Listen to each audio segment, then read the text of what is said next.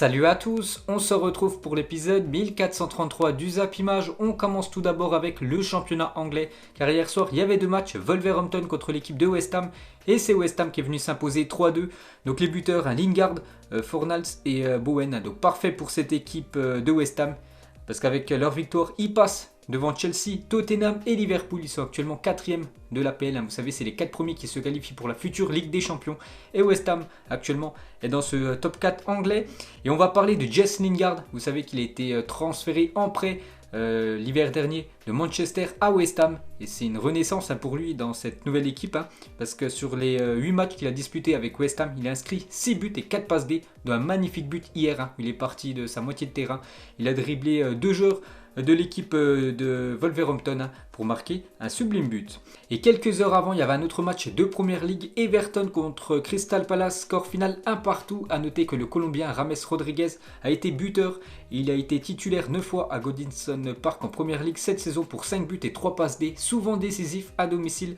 James Rodriguez a atteint la barre des 100 buts en Europe, donc 32 avec Porto, 10 avec l'AS Monaco, 37 avec le Real Madrid, 15 avec le Bayern et 6 avec Everton. Donc félicitations à James Rodriguez.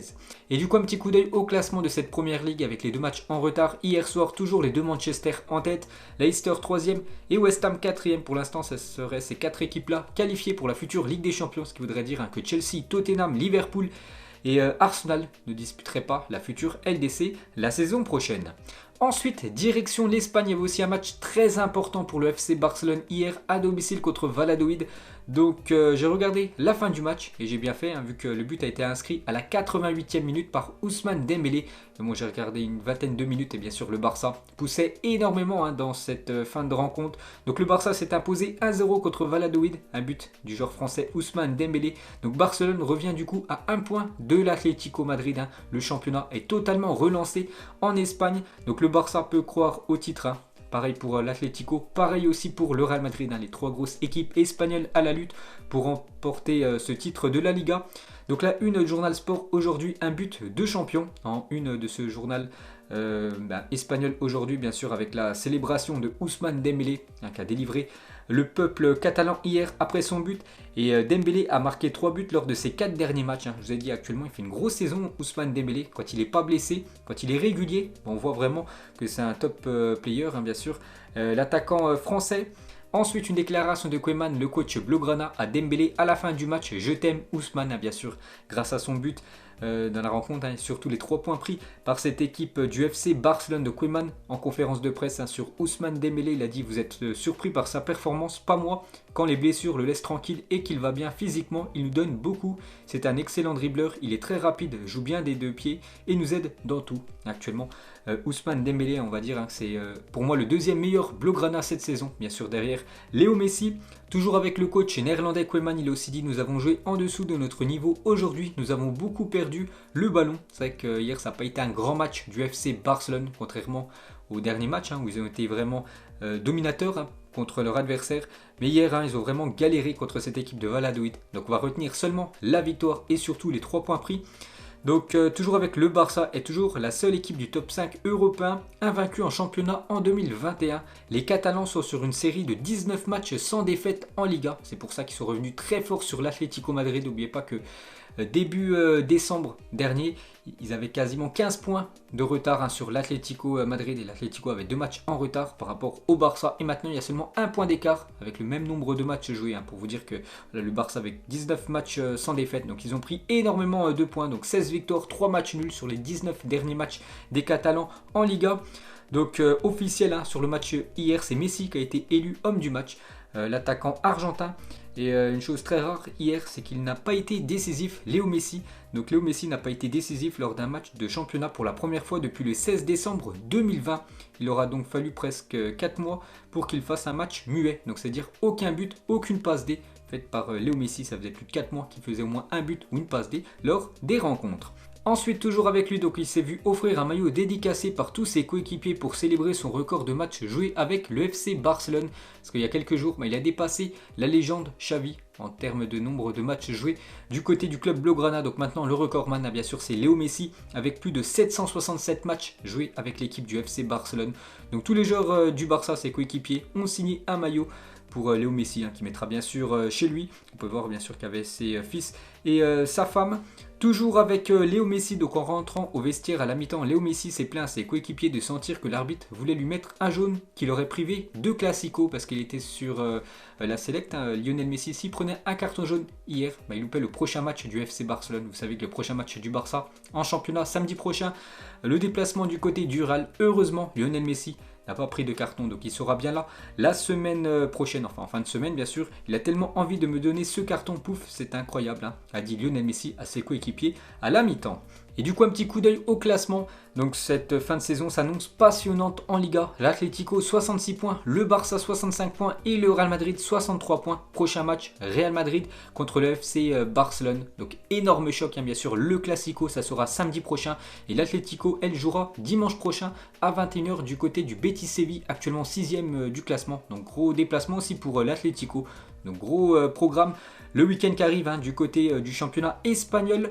Ensuite, on ouvre la page Ligue des Champions, car ce soir, ça reprend les gars, la LDC, les quarts de finale aller de Ligue des Champions avec 2 affiches. Donc là, on peut voir les 4 affiches de cette semaine, mais ce soir, il y a Manchester City contre le Borussia Dortmund et le Real Madrid contre Liverpool. Donc bien évidemment, on prend la direction de l'Espagne. Regardez la une aujourd'hui du journal Marca, la Ligue des Champions exige de la grandeur. Le madrilisme espère voir le roi de l'Europe afficher son meilleur visage. Valdebebas, première étape d'un duel colossal entre deux des équipes les plus titrées de la Ligue des Champions, dont la dernière confrontation remonte à 2018, cette finale remportée par le Real Madrid 3-1 contre l'équipe de Liverpool. C'est quand même 2 équipes qui ont un sacré palmarès en Ligue des Champions. Bien sûr, le Real Madrid 13 Ligues des Champions remportées, Liverpool 6 Ligues des Champions remportées, 19 LDC remporté. Si on additionne bien sûr Liverpool et le Real en termes de palmarès. Donc énorme choc ce soir européen. Et la une du journal AS, 2 colosses, le Real Madrid et Liverpool qui cumulent à eux deux 19 Ligues des Champions, cherchent à atteindre les demi-finales grâce à l'aide de leur serial buteur. Donc Benzema 24 buts et Mohamed Salah 26 buts. Donc pour revenir sur Karim Benzema, est le joueur qui a inscrit le plus de buts à Liverpool dans l'histoire de la Coupe d'Europe, 4 buts à égalité avec Drogba. Donc par exemple lors de la finale en 2018, la finale de la Ligue des Champions, c'est lui qui avait marqué le premier but sur une énorme boulette de Karius à l'époque. Donc Benzema adore Liverpool, on verra ce que ça va donner ce soir. Et le coach allemand Klopp a un plan anti-Benzema. Il a dit, ces attaquants de classe mondiale, vous devez les couper du reste de l'équipe, faire en sorte que les passes n'arrivent pas jusqu'à lui. Pourrons-nous le faire pendant 180 minutes? Je n'en suis pas sûr, mais nous essaierons quand même. Donc en gros, il va essayer de stopper les passes qui vont arriver normalement à Karim Benzema. Donc il va certainement mettre ce soir un joueur au marquage individuel sur l'attaquant français. Donc on verra bien sûr ce que ça va donner ce soir pour cet énorme choc. Toujours avec Klopp, il a dit ma motivation est maximale, mais ça n'a rien à voir avec la finale de 2018. Bien sûr que si on m'avait demandé un mois après d'inviter Ramos à mes 60 ans, j'aurais dit non. Je n'ai pas aimé ce qui s'est passé cette soirée-là, c'était étrange. Vous vous souvenez que Sergio Ramos avait blessé en tout début de match Mohamed Salah qui était sorti sur blessure. Et bien sûr, Klopp a toujours beaucoup de haine envers Ramos. Donc Ramos ce soir est bien évidemment forfait. Donc cette fois-ci une déclaration de Zidane, il a dit nous savons que c'est un duel qui va se jouer sur 180 minutes voire plus, mais on se concentre pour le moment que sur le match de ce soir. Bien sûr, je ne pense pas du tout au match retour. Et le racisme, je ne sais pas ce qui s'est passé hier à Cadix, mais pour moi il y a tolérance zéro pour le racisme, donc ça on en parlera après. Donc il revient bien sûr sur l'affaire Mouktar Diakabi. Toujours avec Zidane sur Klopp, c'est un grand entraîneur, il a beaucoup d'expérience. Quand j'étudiais pour le diplôme de coach, je regardais beaucoup ce qu'il faisait. Donc voilà le bel hommage de Zidane envers le coach allemand. Toujours avec Zidane, il a dit Liverpool est une équipe très complète, nous savons que leur trio d'attaque est très bon, mais l'ensemble de l'équipe est très solide. Nous ne pensons pas à la finale de 2018, il faut vivre dans le présent. Pour eux c'est un match différent et pour nous aussi bien sûr. Maintenant vu que c'est une autre saison de LDC et regardez le groupe convoqué pour ce match de Ligue des Champions ce soir contre Liverpool. Donc Hazard, Sergio Ramos et Carvajal sont forfaits. On peut voir le retour de Valverde qui revient bien sûr dans le groupe madrilène.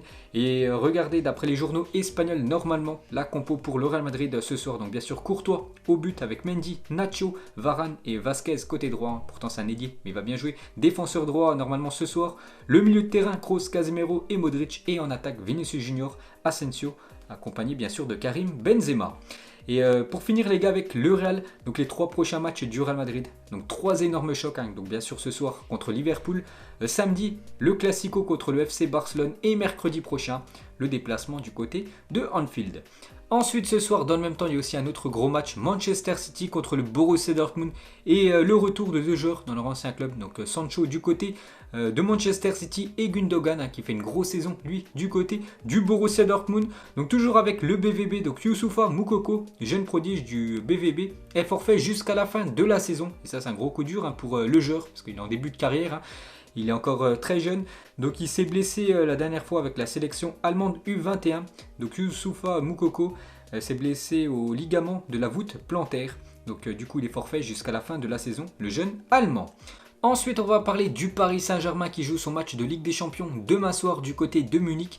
Et on peut voir qu'ils font la une aujourd'hui. Le journal L'équipe à eux de tout changer, bien sûr en parlant des 2 joueurs les plus importants du Paris Saint-Germain, ceux qui ont coûté le plus cher, Mbappé et Neymar. Donc bousculé en Ligue 1, le PSG compte sur Mbappé et Neymar pour déstabiliser demain soir le Bayern, champion d'Europe en titre. Les 2 stars devront retrouver leur meilleur niveau hein, pour ce choc européen demain soir. Toujours avec le Paris Saint-Germain, une mauvaise nouvelle avant le déplacement du côté de Munich, hein, parce que Alessandro Florenzi a été testé positif au Covid-19, annonce le PSG.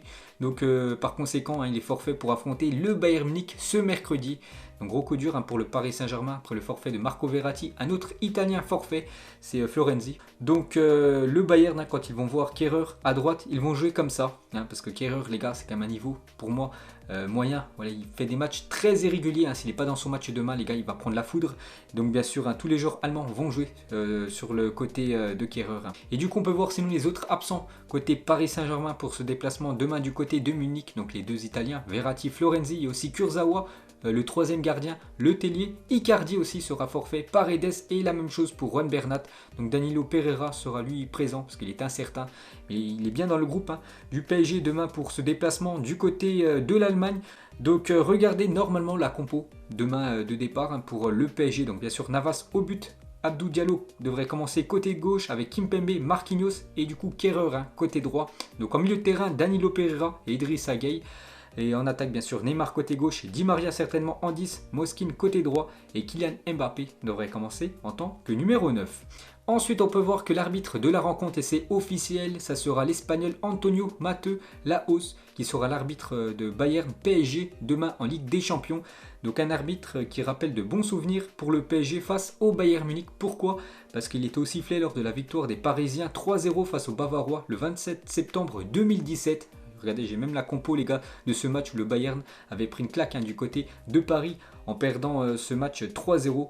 Donc bien sûr, hein, demain les gars, ça sera un autre match. En plus, ça sera cette fois-ci du côté de Munich. Et pour revenir hein, sur l'arbitre espagnol, donc c'est un bon souvenir juste hein, pour ce match contre le Bayern. Parce que sinon, les 2 dernières fois qu'il a arbitré l'équipe du Paris Saint-Germain en Ligue des Champions, donc ça a été 2 défaites. Dortmund l'année dernière en Ligue des Champions avec une défaite 2-1 et Manchester United aussi avec une défaite 2-1. Ensuite, on va parler de Neymar dans le championnat français. Il prend quand même pas mal de cartons rouges. L'attaquant brésilien, donc Neymar, a été expulsé à 3 reprises sur ses 14 derniers matchs de Ligue 1. C'est énorme, hein. 3 cartons rouges pris sur les 14 derniers matchs qu'il a disputés. C'est énorme hein, pour l'attaquant brésilien. C'est autant de cartons rouges qu'il n'a marqué de buts dans le jeu 3 sur cette période. Hein, pour vous montrer que c'est une stat quand même très compliquée hein, pour un joueur qui touche quasiment 37 millions d'euros par an en salaire. Il est souvent exclu. On peut voir qu'en Ligue 1 actuellement, le Paris Saint-Germain n'est pas actuellement leader de la Ligue 1, donc il pénalise hein, son équipe avec toutes ces altercations qu'il fait, tous ces cartons rouges pris Neymar. Donc certains des coéquipiers de Neymar s'étonnent en privé que le Brésilien ne parvienne pas à contrôler ses émotions. Certains avancent même que Neymar s'est sciemment fait expulser pour éviter d'affronter Strasbourg, une équipe physique, la semaine prochaine entre les 2 matchs hein, du Bayern. Donc le Paris Saint-Germain jouera contre l'équipe de Strasbourg. Donc du coup, il a préféré être exclu pour pouvoir jouer ce match retour au Parc des Princes la semaine prochaine contre l'équipe du Bayern. Bon après ça c'est une hypothèse hein, bien sûr. D'après le journal L'équipe et Courbis, les gars, il a parlé de Neymar. Il a dit c'est fatigant. Je ne sais pas si Neymar sera entraîneur un jour. Je lui souhaite d'avoir 2 ou 3 Neymar à gérer. Et à ce moment-là, il pourra peut-être prendre conscience de certaines choses qui à 29 ans n'ont toujours pas été comprises. Hein. C'est vrai qu'à 29 ans, Neymar est encore des fois très moyen dans sa tête. Hein. C'est vrai que le carton rouge qu'il a pris contre Lille ce week-end les gars, ça pénalise énormément le PSG. Et toujours avec l'attaquant brésilien, donc samedi soir, après son carton rouge, donc il est rentré chez lui tranquille et il s'est consolé en signant une belle performance en terminant 6ème un tournoi de poker Neymar. Donc opposé à plus de 133 joueurs, le brésilien a ainsi remporté la somme de 1740 € pour l'attaquant brésilien. Donc bien sûr pour lui, c'est rien du tout. Et félicitations à Neymar au poker, il a été plus performant samedi dernier que dans le football. Et Diallo les gars qui a eu l'altercation avec Neymar samedi dernier en Ligue 1. Donc il a dit Neymar après la faute, l'arbitre a sifflé et il m'a agressé, je suis tombé au sol, il a essayé de me prendre le ballon et me frappe avec sa main dans le menton et puis j'ai été exclu sans savoir pourquoi. Dans le tunnel, il a dit des choses que je n'apprécie pas. Il m'a même jeté un sticker au visage. Ce qu'il m'a dit, je ne sais même plus, mais ce n'était rien de bon, ça fait partie du jeu, puis chacun est allé dans son coin et plus rien. Neymar manque un peu de respect, Neymar doit avoir plus de respect, les médias, ils ont une part de responsabilité, ils finissent toujours par donner raison ou par privilégier les joueurs les plus médiatiques qui finissent par être protégés. Donc voilà les gars, la déclaration de Diallo, celui qui a eu l'altercation avec Neymar samedi dernier. Ensuite, on revient sur la finale de la Copa del Rey 2020 qui avait lieu samedi dernier. Donc Bilbao a perdu face à la Real Sociedad en finale de la Coupe du Roi. Après le match, tous les joueurs de Bilbao sont rentrés au vestiaire sauf le capitaine Iker Muniain qui est resté sur la pelouse pour regarder la remise de la coupe et pour les applaudir. Donc très grand geste du capitaine Muniain, ce joueur espagnol. Ensuite, regardez les différents écarts entre le premier et le deuxième de chaque championnat, donc dans les 5 grandes ligues. Donc en première ligue, on peut dire le championnat est terminé à Manchester City, 14 points d'avance sur l'équipe de Manchester United. En Espagne, ultra serré, l'Atlético seulement 1 point d'avance sur l'équipe du Barça. En Allemagne, on peut dire quasiment que le championnat est plié, le Bayern 7 points d'avance sur Leipzig. En Italie, la même chose, l'Inter 8 points d'avance sur l'AC Milan, plus l'Inter a un match en retard. Et en France aussi, très serré, Lille a seulement 3 points d'avance sur le Paris Saint-Germain. Ensuite, Ivan Rakitic a indiqué que plusieurs de ses ex-coéquipiers de Barcelone lui ont envoyé des messages avant le match face à l'Atlético. N'oubliez pas que Séville s'est imposé 1-0 dimanche contre l'Atlético. Bien sûr, ça fait les affaires du FC Barcelone. Beaucoup d'amis de Barcelone m'ont écrit pour me dire « Tu sais ce que tu as à faire ». Bien sûr, gagner contre l'Atlético Madrid. Ensuite, toujours avec le football espagnol. Donc, on avait parlé hier que Mukhtar Diakabi, victime d'insultes racistes par Juan Cala, un joueur de Cadix. La Ligue espagnole ouvre une enquête contre Juan Cala pour racisme, a annoncé Javier Tebas, le président de la Ligue espagnole de football.